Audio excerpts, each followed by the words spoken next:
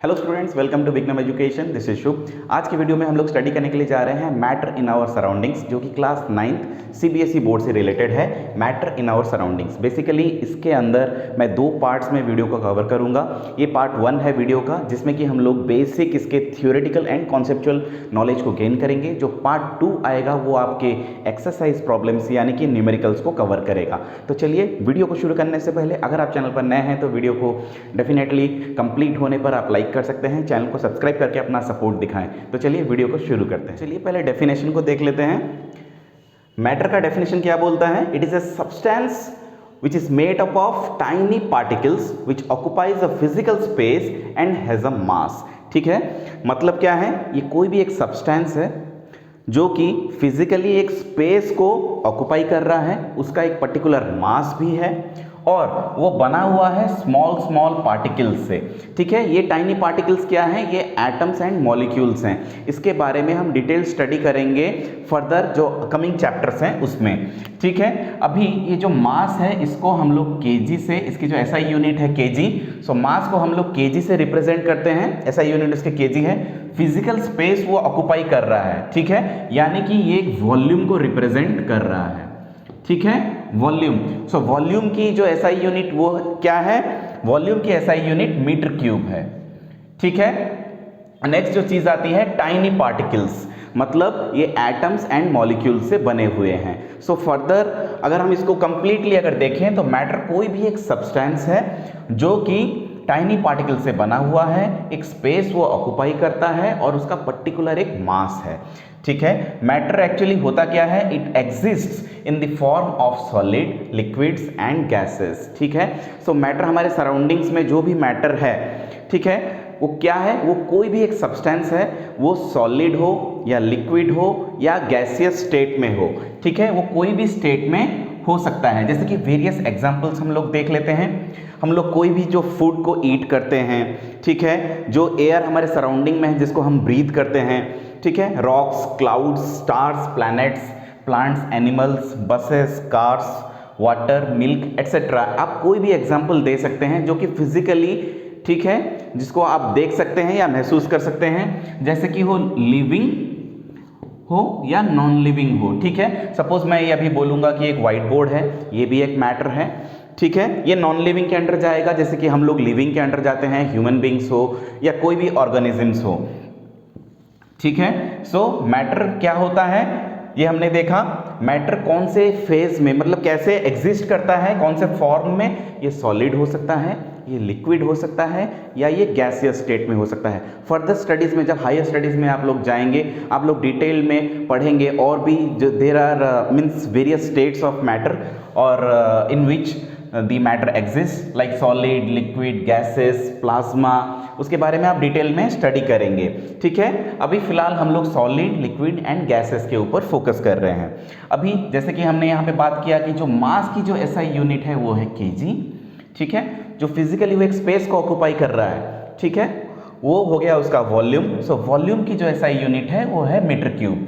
अभी जैसे कि फर्दर हम लोग स्टडीज करेंगे, आपको यूनिट कन्वर्शंस आनी चाहिए। ठीक है, अभी जैसे कि ये इसकी जो स्टैंडर्ड यूनिट हो गई, अगर हम मीटर क्यूब को सेंटीमीटर क्यूब में कन्वर्ट कर रहे हैं, वो उसकी डिराइव्ड यूनिट्स होंगी। तो आपको ये सब चीज़ों की नॉलेज भी होनी चाहिए। ठीक है, 1 metre cube is equal to 1000 litres होता है। ठीक है, और 1 लीटर में 1000 मिलीलीटर होता है। ठीक है, 1 litre is equal to 1000 millilitre और 1 मिलीलीटर यहाँ से हमको मालूम पड़ता है कि 1 millilitre is equal to 1 cubic centimetre, cm cube, और 1 cc। Similarly 1 litre is equal to 1 dm cube. dm क्या होता है? डेसीमीटर। जैसे कि 1 metre is equal to 100 centimetre होता है। ठीक है, 1 metre is equal to 100 centimetre. उसी तरह से 1 मीटर आपका 10 डेसीमीटर होता है। ठीक है, सो 1 लीटर आपका हो गया 1 डीएम क्यूब। इसकी जो यूनिट कन्वर्शंस है इसके बारे में मैं एक डिटेल वीडियो बनाऊंगा, आप वहां से इसके नॉलेज को आप गेन कर सकते हैं कि ये सारे यूनिट कन्वर्शंस कैसे होते हैं, जो कि आपको न्यूमेरिकल सॉल्व करते टाइम पे आपको हेल्पफुल होंगे। तो चलिए नेक्स्ट स्क्रीन की तरफ चलते हैं। नेक्स्ट जो हम लोग स्टडी करेंगे वो है characteristics of particles of matter. ठीक है, बेसिकली इसमें हम लोग 3 चीज़ों के बारे में समझेंगे और मैं आपको इंडिविजुअली एग्जाम्पल देकर उसको समझाऊंगा। ठीक है, पहला जो है the particles of matter are continuously moving. ठीक है, ये मोशन में रहते हैं। जो मैटर को क्रिएट करने के लिए जो पार्टिकल्स हैं, जैसे कि मैंने बोला कि एटम्स एंड मॉलिक्यूल्स, जो कॉन्स्टिट्यूएंट पार्टिकल्स हैं एक मैटर के, उनका एक पर्टिकुलर मोशन होता है। ठीक है, यानी कि वो कंटिन्यूसली मूविंग होते हैं। ठीक है, मोशन का मतलब उनमें एक काइनेटिक एनर्जी होती है। इसके बारे में हम डिस्कस करेंगे विथ पर्टिकुलर एग्जाम्पल। नेक्स्ट चीज़ क्या है, particles of matter have space between them. ठीक है, उनके बीच में कुछ स्पेस होता है और वो स्पेस का इम्पैक्ट क्या होता है एक सॉलिड, लिक्विड एंड गैसेस के मतलब कंस्ट्रक्शन पे या उसके कॉन्स्टिट्यूशन पे, उसके बारे में हम लोग डिटेल स्टडी करेंगे। नेक्स्ट चीज़ क्या है, they have a force of attraction between them, और the particles of matter attract each other. ठीक है, जो भी पार्टिकल्स हैं, ठीक है, एक मैटर को क्रिएट करने में, सपोज अभी एक मार्कर है, ये कुछ पार्टिकल्स को लेकर बना हुआ है। ठीक है, इसके जो कॉन्स्टिट्यूएंट पार्टिकल्स हैं, इंडिविजुअल पार्टिकल्स, उनके बीच में एक फोर्स ऑफ अट्रैक्शन है या वो सब एक दूसरे को अट्रैक्ट करते हैं। ठीक है, इसके बारे में हम डिटेल में पढ़ेंगे। So particles of matter are continuously moving, मतलब उनकी एक काइनेटिक एनर्जी है। दूसरा चीज़ क्या है, particles have space between them. ठीक है, मतलब जो एटम्स या मॉलिक्यूल हैं, ठीक है, जैसे सपोज वेरियस मॉलिक्यूल्स को जोड़ के एक मैटर बना हुआ है, सो उनके बीच में इंटरमॉलिक्यूलर एक स्पेस होता है। ठीक है, the particles of matter they have space between them, they have a force of attraction. ठीक है, they have a force of attraction between them और दे अट्रैक्ट ईच अदर। इन तीनों चीज़ों के बारे में हम इंडिविजुअली डिस्कस करने जा रहे हैं। तो चलिए लेके चलता हूँ आपको नेक्स्ट स्क्रीन पे। चलिए समझते हैं कैरेक्टरिस्टिक्स ऑफ मैटर के बारे में डिटेल में। ठीक है, जो पहली जो कैरेक्टरिस्टिक्स क्या है, particles of matter have space between them. ठीक है, जो उसके कंस्टिट्यूएंट पार्टिकल्स होते हैं मैटर के, उनके बीच में स्पेस होता है। ठीक है, इसको समझने के लिए सपोज मैंने एक ग्लास में पहले यहाँ पे ले लिया है वाटर। ठीक है, इसके अंदर क्या है, वाटर। अभी इनिशियली, ठीक है, वाटर ले लिया। अभी इनिशियली मैंने यहाँ पे एक मार्किंग ले ली। ठीक है, सपोज इसमें वाटर की जो हाइट है वो है h। ठीक है, इनिशियल वाटर लेवल कितना हो गया, h। अभी आप इसके अंदर सॉल्ट ऐड करो। ठीक है, जब इसके अंदर हम लोग सॉल्ट को ऐड करते हैं, सो उसके बाद हमको एक स्पून से उसको कंटिन्यूअसली मिला लेना है। ठीक है, कुछ देर बाद आप नोटिस करोगे कि जो सॉल्ट है वो वाटर में पूरी तरह से डिज़ोल्व हो चुका है। जब डिज़ोल्व होने के बाद इसका जो वाटर लेवल है वो कुछ भी चेंज नहीं होगा। ठीक है, ये वाटर लेवल जो है वो यहाँ पे भी h था, यहाँ पे भी h है। इसका मतलब क्या, हमने यहाँ पे जो सॉल्ट ऐड किया वो भी मैटर है, लेकिन उसका फेस क्या है, सॉलिड। ठीक है, अभी हमने ग्लास में पहले क्या लिया था, हमने लिया था वाटर, उसका फेस क्या है, लिक्विड। जैसे कि मैंने पहले बात किया था कि सॉलिड, लिक्विड एंड गैसेस, इसके बारे में हम लोग डिटेल पढ़ेंगे। These are the various phases और स्टेट्स ऑफ मैटर। ठीक है, सो इनिशियली हमने ग्लास लिया, उसके अंदर initially water was there, height को हमने मार्क किया कि वाटर लेवल इसमें x था, देन वी एडेड सॉल्ट, उसको कंटिन्यूसली हमने मिला लिया।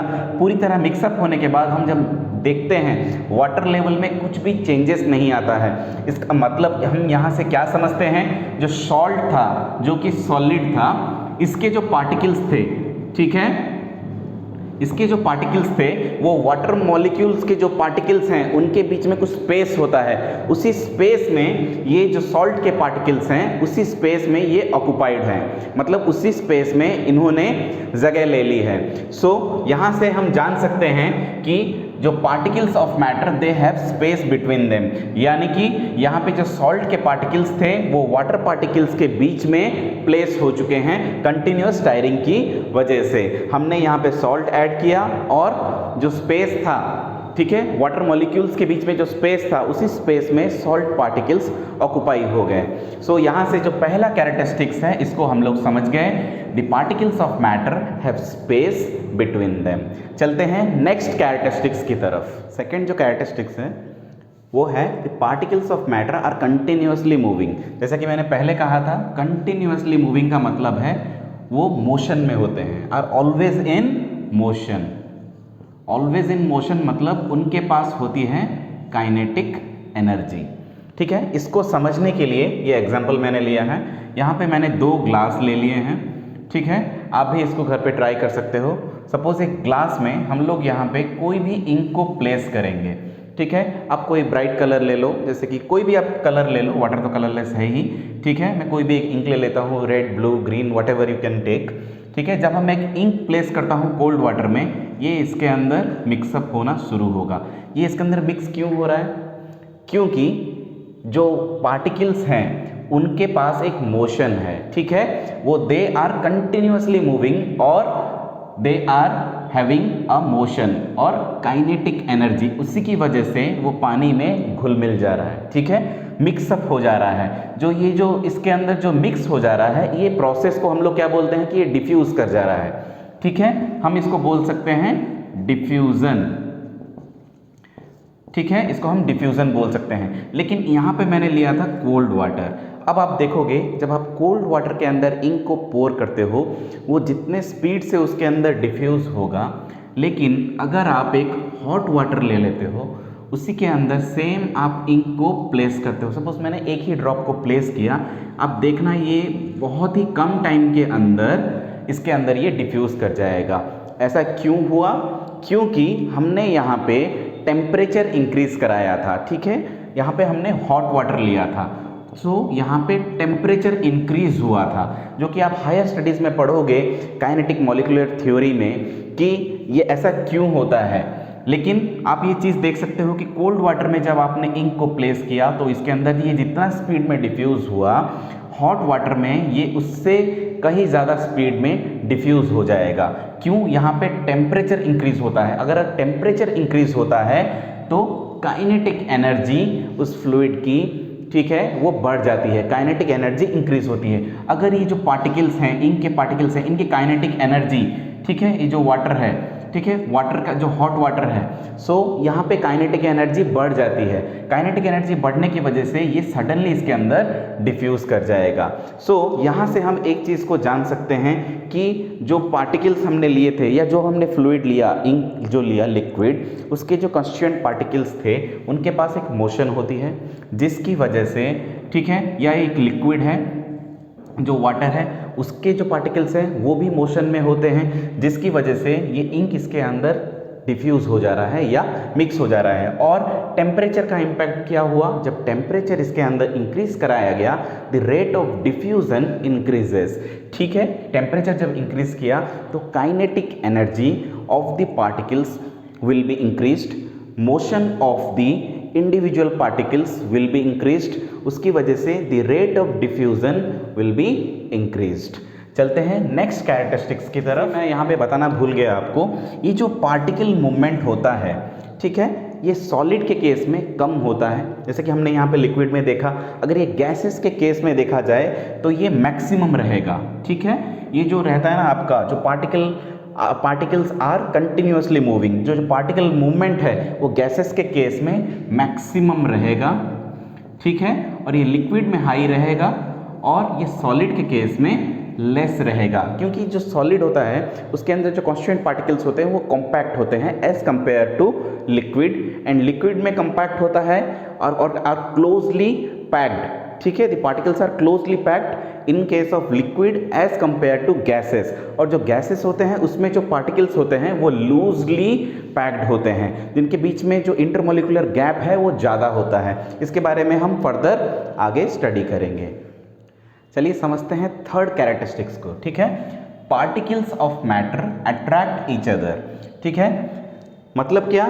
जो भी मैटर को कंस्टिट्यूट करता है, जो पार्टिकल्स, जो छोटे छोटे पार्टिकल्स को मिला के एक मैटर यानी कि एक सब्सटेंस बनता है, वो पार्टिकल्स एक दूसरे को अट्रैक्ट करते हैं। ठीक है, उनके बीच में फोर्स ऑफ अट्रैक्शन रहता है। ठीक है, इसको एग्जाम्पल से समझने के लिए मैं आपके सामने एक एग्जाम्पल रखता हूँ। सपोज आपके पास एक नेल है, ठीक है, एक आयरन नेल है,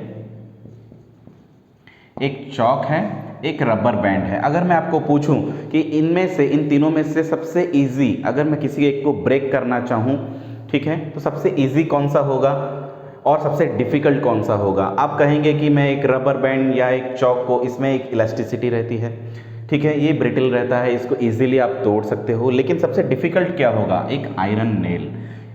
एक आयरन नेल के अंदर क्या है, जो भी उसके कॉन्स्टिट्यूएंट पार्टिकल्स हैं, जो छोटे छोटे आयरन के एटम्स हैं, जिनको मिला के एक आयरन का ब्लॉक बना है या एक आयरन का एक नेल बना है, उसको तोड़ना काफ़ी मुश्किल है। क्यों? उनके बीच में जो फोर्स ऑफ अट्रैक्शन है, जो इंडिविजुअल एटम्स हैं, जो इंडिविजुअल पार्टिकल्स हैं, उनके बीच में जो फोर्स ऑफ अट्रैक्शन है वो काफ़ी ज़्यादा है, ठीक है। जो इंडिविजुअल पार्टिकल्स रहते हैं उनके बीच में एक फोर्स ऑफ अट्रैक्शन रहता है। एक सॉलिड के केस में जो फोर्स ऑफ अट्रैक्शन है वो है मैक्सिमम, ठीक है। लिक्विड्स में वो एवरेज या इंटरमीडिएट रहेगा, ठीक है, ये हो जाएगा एवरेज, ठीक है। और गैसेस के केस में जो फोर्स ऑफ अट्रैक्शन है वो नेग्लिजिबल है, ठीक है।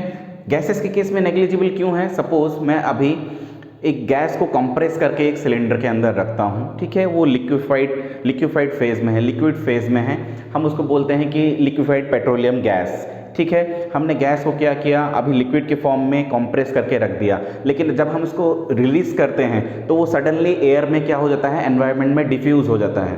क्यों? उसके जो पार्टिकल्स हैं, ठीक है, वो डिफ्यूज हो जा रहे हैं और इंडिविजुअल पार्टिकल के बीच में जो फोर्स ऑफ अट्रैक्शन है वो कम है। लेकिन उस सेम टाइम पे सपोज ये एक मार्कर है, मैं इसको सराउंडिंग में फेंकता हूँ, तो ये इसके जो इंडिविजुअल पार्टिकल्स हैं ये डिफ्यूज नहीं होते हैं या एक दूसरे से अलग नहीं होते हैं। क्यों? इसके जो पार्टिकल्स हैं, कॉन्स्टिट्यूएंट पार्टिकल्स, इनके बीच में फोर्स ऑफ अट्रैक्शन ज़्यादा है, ठीक है। सिमिलरली अगर मैं वाटर को फेंकता हूँ, ठीक है, जो कि एक लिक्विड है, वाटर को जब मैं फेंकता हूँ वो स्प्लिट होता है, ठीक है, लेकिन बहुत सारे वाटर मॉलिक्यूल्स जो होते हैं वो कुछ ग्रुप में रहते हैं, दूसरे कुछ ग्रुप में रहते हैं, लेकिन उनके बीच में स्टिल एक फोर्स ऑफ अट्रैक्शन रहता है, ठीक है।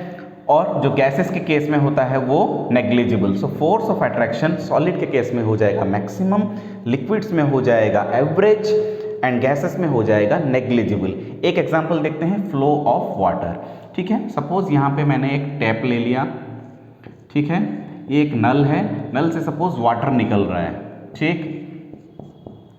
जो वाटर निकल रहा है, सपोज मैं यहाँ पे इस मार्कर को यहाँ पे प्लेस करता हूँ, ठीक है। जब मैं मार्कर को यहाँ पे प्लेस करता हूँ, वाटर इसके चारों तरफ से जाना शुरू हो जाएगा।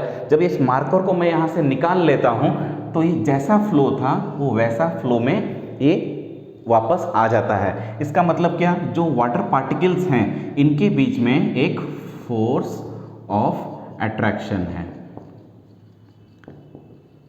ठीक है। सो आप इसको वेरियस एग्जांपल से रिप्रेजेंट कर सकते हो कि एक flow of water through a tap, when water is flowing through a tap, ठीक है, and we are putting our finger in between the water particles, ठीक है। यहाँ पे एक डेविएशन होगा, but whenever we remove our finger the flow becomes the linear, ठीक है। इनिशियली जैसा फ्लो था वैसा फ्लो हो जाता है। इसका मतलब क्या? वाटर पार्टिकल्स के बीच में एक फोर्स ऑफ अट्रैक्शन है। इस एग्जाम्पल से हमने समझा कि फोर्स ऑफ अट्रैक्शन एक्चुअली क्या रिप्रेजेंट करता है, और सॉलिड और लिक्विड और गैसेस के केस में ये फोर्स ऑफ अट्रैक्शन किसमें कम और किसमें ज़्यादा होता है। तो चलिए अब वेरियस जो सॉलिड, लिक्विड एंड गैसेस हैं उनके बीच में क्या डिफरेंसेस हैं उसके बारे में हम डिटेल स्टडी करेंगे। तो चलिए डिटेल में हम सॉलिड, लिक्विड एंड गैसेस जो कि वेरियस स्टेट्स ऑफ मैटर हैं या वेरियस फेजेस हैं मैटर के, सॉलिड, लिक्विड एंड गैस, उनकी प्रॉपर्टीज़ को जानते हैं और वो कैसे एक दूसरे से ऐसे अलग हैं इसके बारे में हम लोग जानते हैं। तो चलिए शुरू करते हैं। फर्स्ट जो सॉलिड है, सॉलिड के केस में जो अरेंजमेंट होती है, जो पार्टिकल या जो इंडिविजुअल पार्टिकल या मॉलिक्यूल की जो अरेंजमेंट होती है वो कॉम्पैक्ट होती है, ठीक है। आप जैसे देख सकते हैं एक सॉलिड में जो पार्टिकल की जो अरेंजमेंट है वो क्लोजली पैक्ड है, ठीक है, वेयरएज लिक्विड में जो पार्टिकल्स हैं वो लूजली पैक्ड होते हैं, और गैसेस में जो पार्टिकल के बीच में जो गैप्स हैं वो काफ़ी ज़्यादा होता है, वो लूजली पैक्ड होते हैं, और जो इंटरमॉलिक्यूलर जो स्पेस है, each particle, inter particle space या इंटरमॉलिक्यूलर स्पेस वो बहुत ज़्यादा है। तो intermolecular space is maximum in case of gases, ठीक है। लिक्विड के केस में ये लूजली पैक्ड है, ठीक है। सो इंटरमॉलिक्यूलर स्पेस इसमें ज़्यादा है, लेकिन गैसेस के केस में वो मैक्सिमम होता है। अब जब सॉलिड की बात आती है तो ये क्लोजली पैक्ड होते हैं, इनमें जो इंटरमॉलिक्यूलर या इंटर पार्टिकल स्पेस है ये काफ़ी कम होता है। इसी वजह से सॉलिड्स कॉम्पैक्ट होते हैं या ज़्यादा रिजिड होते हैं, liquids as compared to solid less compact या लेस रिजिड हैं, और गैसेस की रिजिडिटी नेग्लिजिबल ही बोला जाए तो सही है। सो हमने यहाँ पे देखा मॉलिक्यूलर अरेंजमेंट और द अरेंजमेंट ऑफ पार्टिकल्स के बारे में। सो पहली प्रॉपर्टी क्या थी? Arrangement of particles. नेक्स्ट जो प्रॉपर्टी है वो इनके शेप्स के बारे में है। अगर मैं एक सॉलिड का कोई शेप, मैं एक 3 डायमेंशन में कोई एक स्पेस इसका देखूं, एक शेप देखूं, सो एक सॉलिड का एक डेफिनेट शेप होता है, ठीक है। आप किसी भी एक सॉलिड को ले लो, सो उसका एक वो फिजिकली एक स्पेस को ऑक्यूपाई कर रहा है और उसका एक डेफिनेट शेप है। लेकिन अगर मैं वाटर को यहाँ पे डाल देता हूँ तो वाटर यहाँ पे फैल जाएगा। कोई भी लिक्विड है, सपोज मैंने इंक यहाँ पे डाल दिया नीचे, तो इंक स्प्लिट हो जाएगा इधर उधर, तो उसका कोई एक डेफिनेट शेप नहीं है।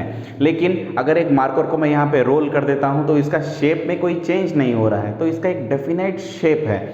उसी तरह से गैसेस का भी कोई एक डेफिनेट शेप नहीं होता है। अगर मैं एक बलून लूँ, बलून के अंदर अभी गैस है, मैं अगर उसके गैस को बाहर को रिलीज़ करता हूँ सो वो एयर में डिफ्यूज़ हो जाता है। सो उनके जो पार्टिकल्स हैं उनके बीच में जो फोर्स ऑफ अट्रैक्शन है वो काफ़ी कम है और वो इजीली डिफ्यूज़ हो जा रहा है, ठीक है। तो उसका कोई पर्टिकुलर आप शेप नहीं बता पा रहे हो, ठीक है।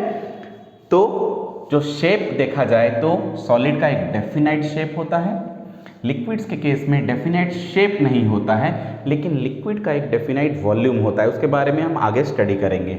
नेक्स्ट चीज़ क्या है? गैसेस का भी कोई डेफिनेट शेप नहीं होता है। तो सेकंड प्रॉपर्टी क्या थी? शेप। आप लिख सकते हैं सॉलिड में डेफिनेट शेप है, लिक्विड्स में नो डेफिनेट शेप, गैसेस में नो डेफिनेट शेप। अभी थर्ड जो प्रॉपर्टी है वो है डिफ्यूज़न।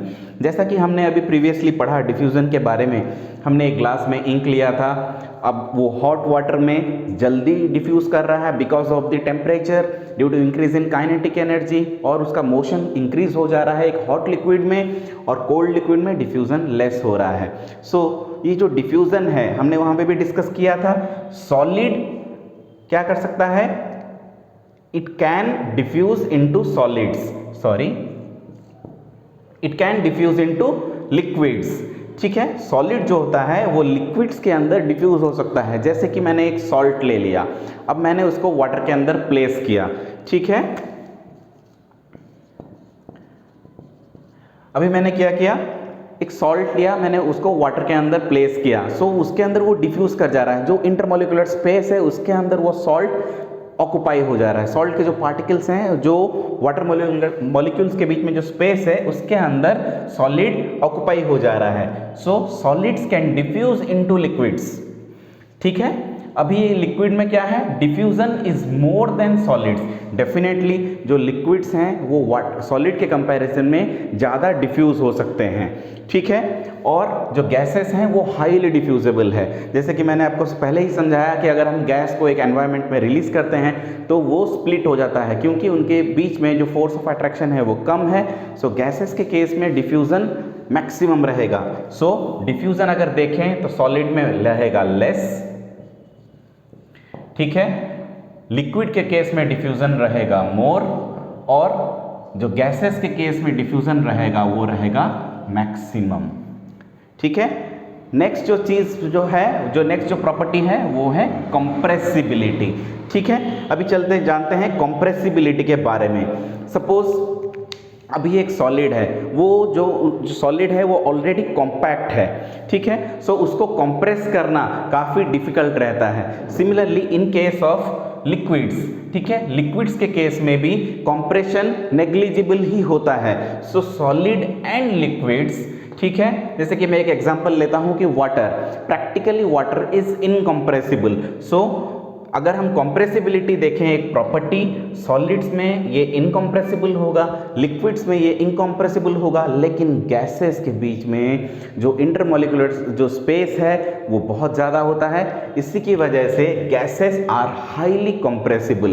जैसे कि मैंने आपको एक एग्जांपल दिया कि हम लोग एलपीजी लेते हैं, हम काफ़ी क्वांटिटी को कंप्रेस करके एक सिलेंडर के अंदर रखते हैं। जब उसको हम हाईली कंप्रेस करते हैं तो वो लिक्विड फॉर्म में चेंज हो जाता है। तो gases are highly compressible, liquids are incompressible, solids are incompressible. Next जो प्रॉपर्टी है वो है force of attraction.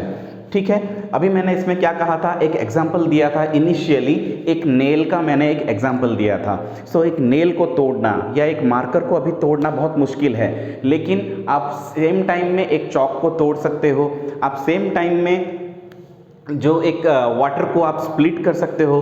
So various जब स्टेट्स चेंज होते हैं तो उनके बीच में फोर्स ऑफ अट्रैक्शन वेरी करता है। सो जो फोर्स ऑफ अट्रैक्शन रहता है ये सॉलिड के केस में मैक्सिमम रहेगा, लिक्विड्स के केस में ये कम रहेगा, लेस स्ट्रॉन्ग, और गैसेस के केस में फोर्स ऑफ अट्रैक्शन, जो इंटरमोलिकुलर फोर्स ऑफ अट्रैक्शन है वो काफ़ी वीक रहेगा। क्यों? अभी आप देख सकते हो कि गैसेस के केस में मॉलिक्यूल के बीच में स्पेस काफ़ी ज़्यादा है। अगर स्पेस ज़्यादा है, इंटरमोलिकुलर स्पेस ज़्यादा है, तो फोर्स ऑफ अट्रैक्शन लेस होगा। इनके बीच में जो स्पेस है वो इंटरमीडिएट है। ठीक है, सो इसमें जो फोर्स ऑफ अट्रैक्शन होगा वो एवरेज होगा। लेकिन सॉलिड्स के केस में जो मॉलिक्यूलर अरेंजमेंट है वो काफ़ी कॉम्पैक्ट है। सो इंडिविजुअल पार्टिकल के बीच में जो फोर्स ऑफ अट्रैक्शन होगा वो मैक्सिमम होगा। चलिए जानते हैं नेक्स्ट 5 प्रॉपर्टीज़ के बारे में। तो चलिए नेक्स्ट 5 प्रॉपर्टीज़ के बारे में जानते हैं। नेक्स्ट हम एक्सप्लेन करते हैं या समझते हैं वॉल्यूम के बारे में। ठीक है, तो सॉलिड का एक डेफिनाइट वॉल्यूम होगा, लिक्विड्स का भी एक डेफिनाइट वॉल्यूम होगा, लेकिन गैसेस का कोई डेफिनाइट वॉल्यूम नहीं है। ठीक है, सो इसको समझते हैं। जैसे कि एक सॉलिड है, सपोज मैंने एक आयरन ब्लॉक ले लिया।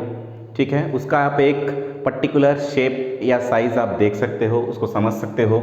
सो आप उसका वॉल्यूम आइडेंटिफाई कर सकते हो। ठीक है, सपोज एक ब्लॉक है, मेरे पास उसका लेंथ है, ब्रेड्थ है, विड्थ है। सो मैं वहाँ से उसका वॉल्यूम आइडेंटिफाई कर सकता हूँ।